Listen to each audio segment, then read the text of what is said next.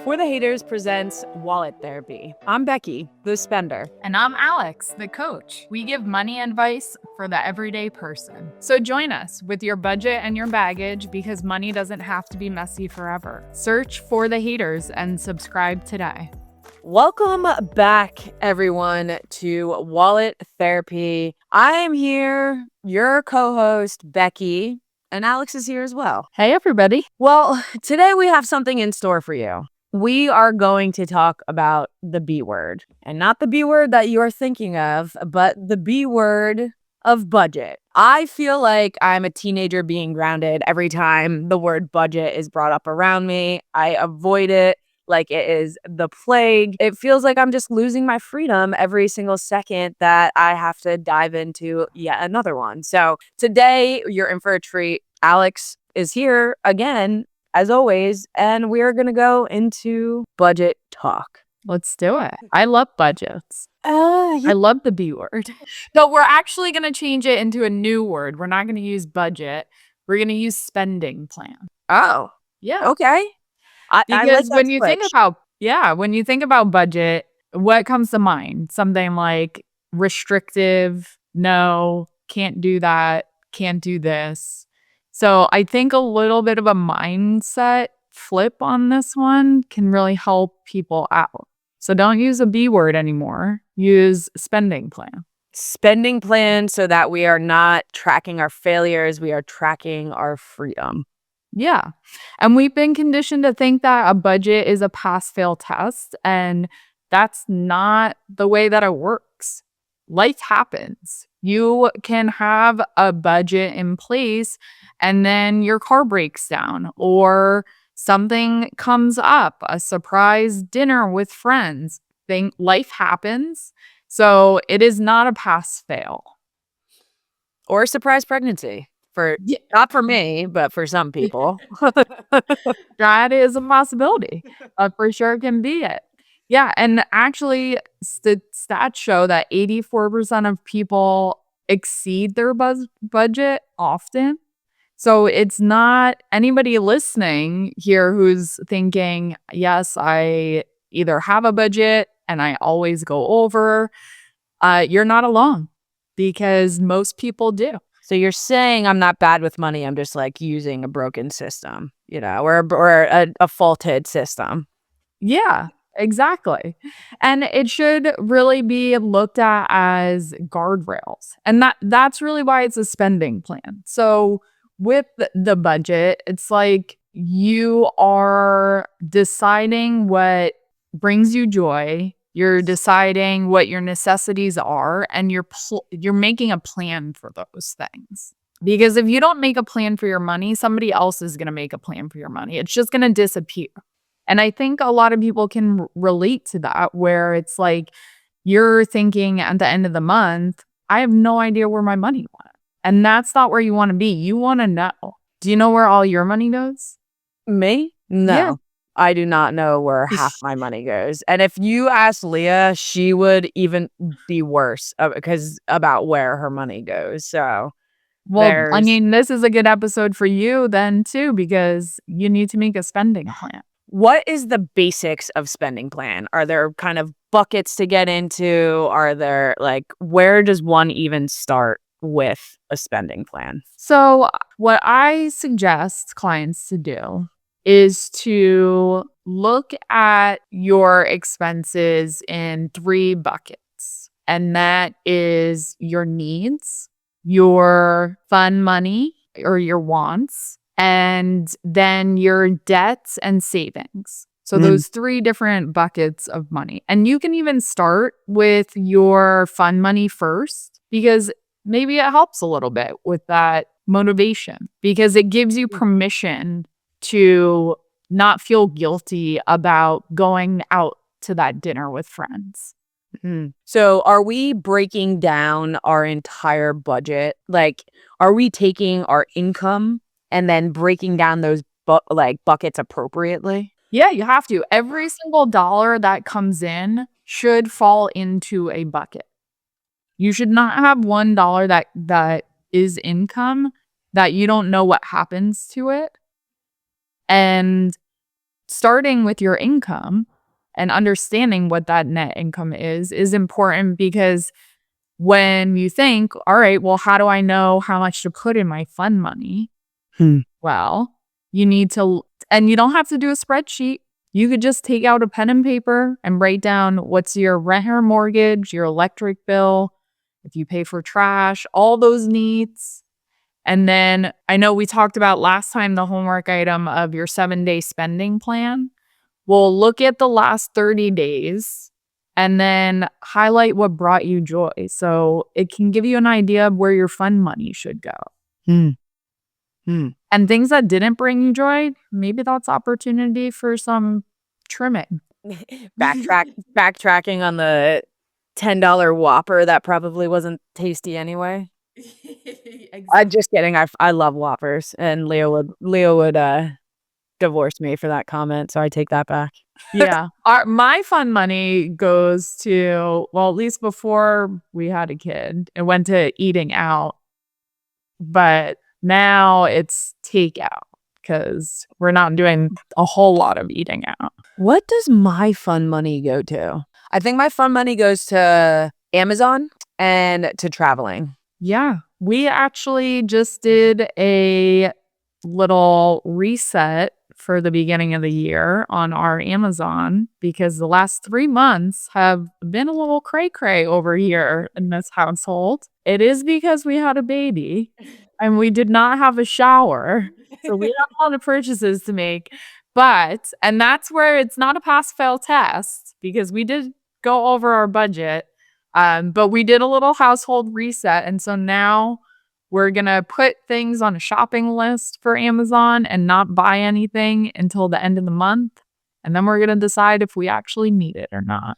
I know that we talk about, just from this episode or this podcast, that spreadsheets we're going to avoid spreadsheets, at least the talk of them. But I think it's important to acknowledge that sometimes spreadsheets are beneficial for people. I'm a spreadsheet girl.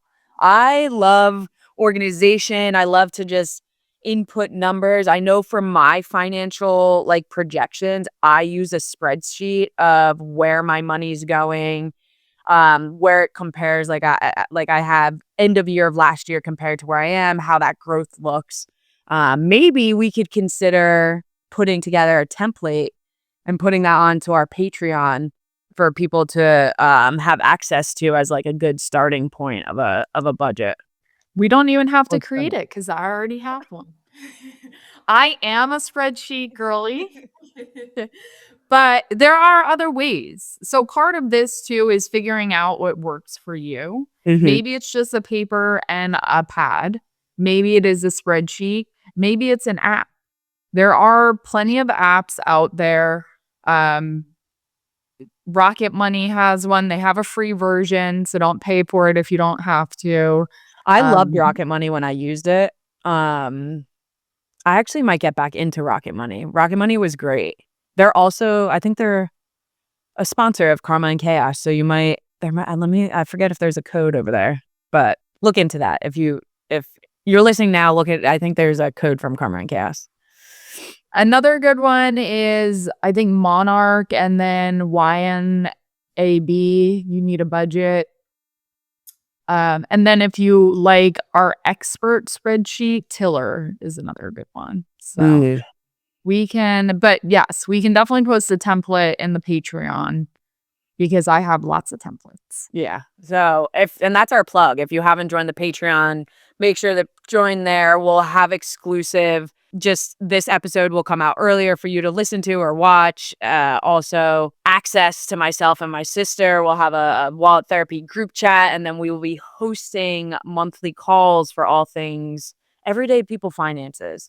Right? There's no dumb question. I ask dumb questions all the time, and I am no expert in this subject. So if you have a question, I guaranteed someone else will have that question too.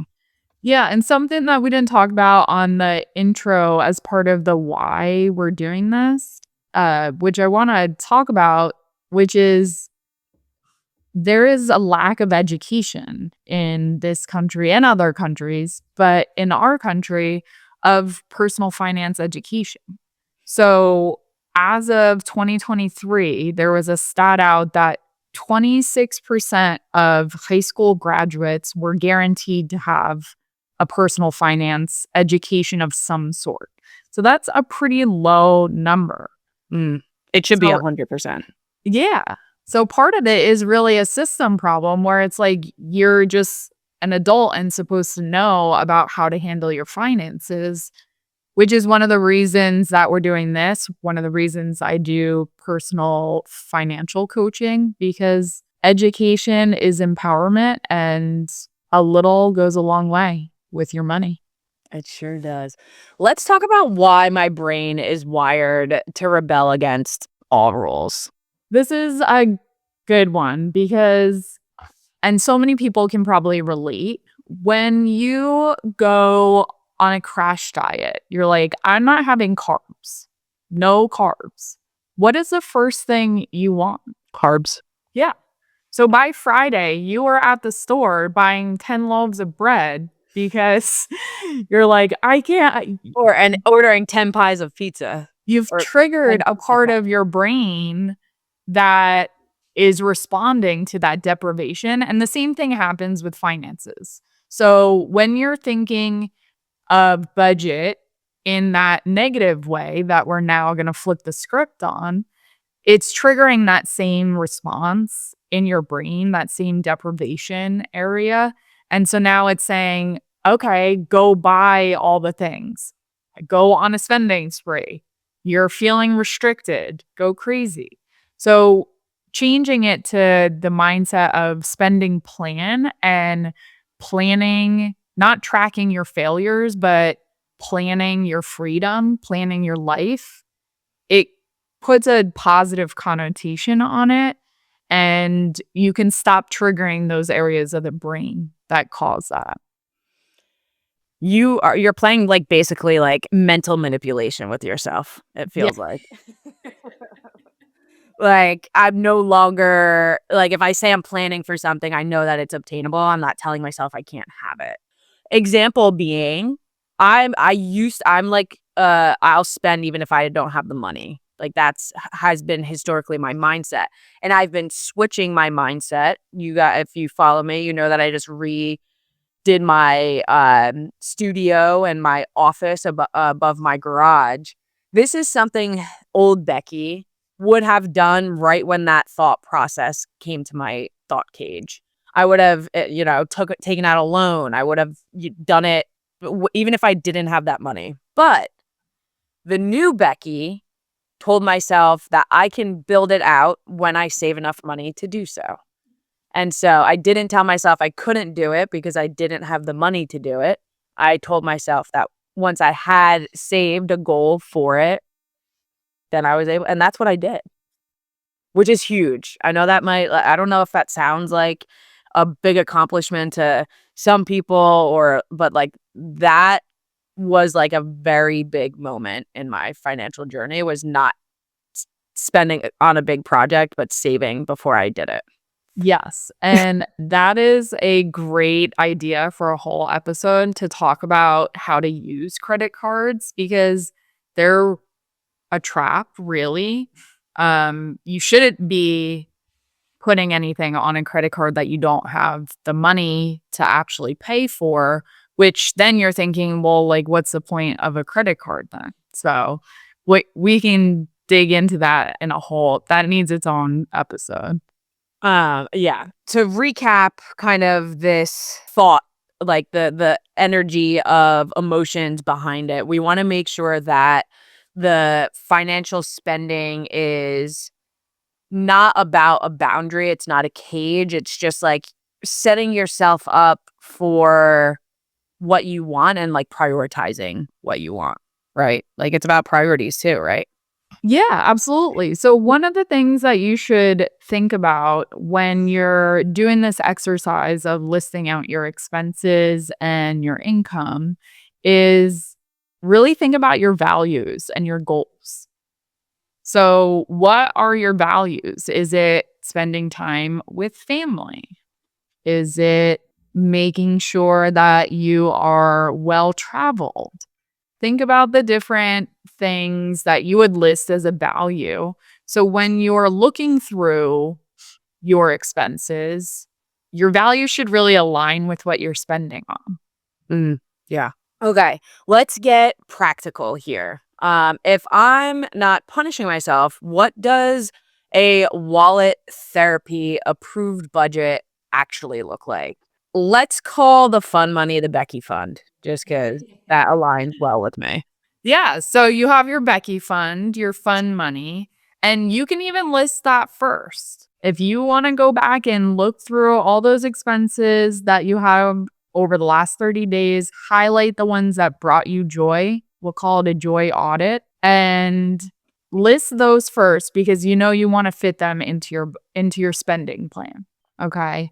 Now, you're going to also need to list out your minimum payments on or any debt payments because those are part of your savings and your debt. And you're going to list your bills, and those are going to be your needs. So your bills are gas, food, and I will challenge you to not group eating out in the same category you group groceries because groceries are a need. I have a question. Yes. What about streaming services? Are those bills or is that fun money? That is definitely fun money. See, in my mind, I would have put streaming services under bills, but I guess that's why you're here and that's why I'm in the situation I'm in. Yeah, because I've worked with so many clients too, and subscriptions, especially for streaming services, are a really good opportunity to do a little like self audit on figuring out what your account is set up to automatically pay for and just review that. I've worked with so many clients where people were even double paying for the same subscription to like Hulu or Netflix and didn't even realize it. They had two different accounts, had signed up under two different emails. And so streaming services are a good one to reflect. Are they bringing you joy? Do you have a favorite show on one? Okay, that's bringing you joy. That goes into the Becky Fund, the fun money fund. But maybe there was a show that you watched on Netflix and it's no longer there and they're not doing a new season and you haven't watched now in 6 months. Okay, well, cancel. You can always get back on board if a new show comes out that you want to watch. I would assume that things like groceries aren't fun money. Those would be No, bills. that's needs. That's where I'm recommending to separate like a dining and drinks category in your fun money because groceries are absolutely a need. There's no question about it. I'm not telling everybody out here you should go live on rice and beans for the rest of your life and not do anything. But I think there's a big difference between weekly grocery spend and eating out every day because that's another opportunity for review. If you're eating out for dinner every single night, can you turn one dinner a week, 2 dinners a week into eating at home? And now you've saved. And now you have other money to make a plan for. I believe that there was a stat, and I'm trying to find it and read it. Oh, here it is. People with fun money categories are 30% more likely to reach their big savings goals. So that's a huge percentage. That's not surprising. And I'm going to go back and compare this to like a crash diet again, which is when you're eating on some diet, a lot of times people will have, their 1 day a week or 1 meal a week where it's called like a cheat meal. And that keeps them going. So having that fun money, if you're so restrictive in your budget and your spending plan that you don't have any fun ever, it's going to increase that chance that you're not going to be able to follow your plan. Because you can't live like that. You need to have a little fun.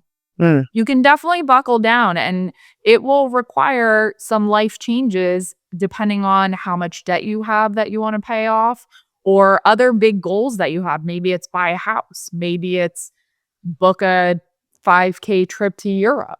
Is there always when we're working through this, is there always a bucket for future savings, or is that dependent on where someone's at?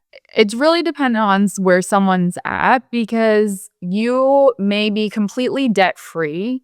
And then that's a totally different conversation when we're talking about how saving versus somebody who has debt.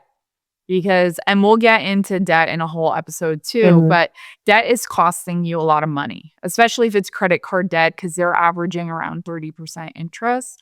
So it really is going to depend. And we're also going to talk about emergency funds, and that's another important one. Wrapping up this section, we now have our 3 buckets. If you want a tool to use, we gave some suggestions for apps. We will give some spreadsheets that Alex has put together in that Patreon. So if you're looking for that, make sure to join there. And I'd love to get into our listener Q&A. Now that we know the theory, let's look at a real life mess. We got a DM from Sarah in Ohio. She said that she gave us permission to say her name. Don't worry, I'm not outing. If you write in, don't feel like I'm gonna out you every single time. She said, every time I start a budget, I last 3 days, and then I buy a $20 salad, and I feel like I've ruined the whole month, so I just quit. How do I stop being such a perfectionist? Yeah, I need you to really hear this. It's a living document. A spending plan is a living document. It's not a stone tablet. One salad is not going to break the bank. Quitting is going to break the bank. And again, back to the diet thing. You're on a diet. One bad meal is not going to affect your getting fit plan. Same with the bank. So keep going. Don't quit. I feel like I want to just like validate this all or nothing feeling, because it's such like a common thing that people go through, and not even just in finances, right? In life, in working out and starting like some journey. I know that I am like that in general. Like, it's all or nothing. If I have like any type of wiggle room, it's like, oh, I'm not going to do this anymore. And that's just like a mindset shift that I think people in general need to work on. So aligning and associating here, it's just like, we do not need to fall into that all or nothing trap, especially with finances. Especially not. No, we'll run some numbers too to talk about when we get into savings, to show people just how impactful like saving $1 is, or saving $5 is. Every dollar counts, and it definitely does not need to be the all or nothing. It's stay in it to win it. And some months might be better than others. You never know. If you quit now, you might have the next month that makes up for whatever you're doing this month. Some months might be slower, and so, obviously, like those that live in seasonal areas, unlike Alex who lives in Florida where it's warm all the time, I spend less money in the winter because I'm not leaving my house as much because it's too cold. So that's probably also something for people to consider when they're, budgeting things out, if they need to align with the seasonality of things too, or just knowing that they're going to save more in certain months. Yeah, everybody should put on their calendars, or maybe just have it as an add-on to doing your taxes, but you should have an annual spending plan review, because things that were bringing you joy last year life changes. We just both had a kid. Things that were bringing us joy last year are probably looking a whole lot different than things that are bringing us joy this year. Sure does. Doing an annual review and a little reset to just double check to make sure your spending plan is aligning with your values, is aligning with your short and long-term goals. And maybe you don't know what your short and long-term goals should be, and we can definitely talk about that. What is the 10-second reset? So the 10-second reset is an emergency brake for your brain. When you're about to make an impulsive purchase, or when you've already messed up and are spiraling, forget it. I'll just spend everything mood. So when we have that, I know that there's 3 steps in this 10-second reset, and this is huge. Like, this is a useful tool for you to implement right now, right? That first step in this 10-second reset is stop and breathe. Like, literally physically pause. If you're at a register, take a step back. If you're online, close the tab. This kind of breaks that dopamine loop that's going on, and like that voice that's screaming at you to buy right now. Like, just take a breath and take a second. Yeah. And then identifying the feeling. So, what is driving this right now? So, ask yourself, am I hungry? Am I tired? Am I bored? Am I mad at my boss? Usually, we are buying the item, we're buying the feeling that we think will give us the item. Exactly. And then finally, choose to pivot, right? Either it's the wait pivot, wait 24 hours to see if you really want it or need it, or the grace pivot. You've already bought it this year, and you move on immediately. Or maybe it's something you really want and need, and then you kind of move forward with it. But that is that 10-second reset, how to kind of spend less in that moment so that when we're continuing to work on our money spending, and what did you call it? Is it money? Spending plan. Oh, and your spending plan, how do we stay on track? Use that 10-second reset. So, Sarah, just to let you know, I've been there in all, probably in most people's circumstances I've probably been in. But Alex just gave us permission to eat the salad and keep moving. So hopefully you feel a little bit lighter. As we wrap up this episode, my key takeaway is to remember that budgeting isn't a punishment. It is a plan for the life that you actually want to live. It's about being the boss of your own money and not the victim. Homework, the joy audit. Review your last week or last 30 days, not just last week, because we want to get a spending plan in place. And generally, it's the easiest to go month to month on that. Circle what's actually making you happy, bringing you joy, and fit that into your spending plan. Give yourself permission as long as it fits in. What you can't have is that your spending plan is more than your income. That gets us in the negative. We want to stay in the positive. So stay in the positive, figure out what your fun money, your Becky Fund is going to be. And don't forget to join us on Patreon because we are going to do monthly Q&As. You will get access to Becky and I. I'm going to add some templates for those other spreadsheet girlies out there. And for those of you who want to use a paper and pen, I'm sure you have one somewhere. I hope so. Start somewhere. If you're listening, there's no better time to start than right now, or maybe tomorrow. Yeah, write it on a cocktail napkin. I don't care when it's on. Just start. Well, thank you everyone for listening to another episode of Wallet Therapy brought to you by For the Haters. Make sure to subscribe to For the Haters wherever you get your podcasts. And next time we are tracking the hamster wheel, how to break the paycheck to paycheck cycle for good. I hope everyone has a wonderful day, wonderful night, wonderful morning whenever you're listening to this. And we'll see you next time. See ya. Bye.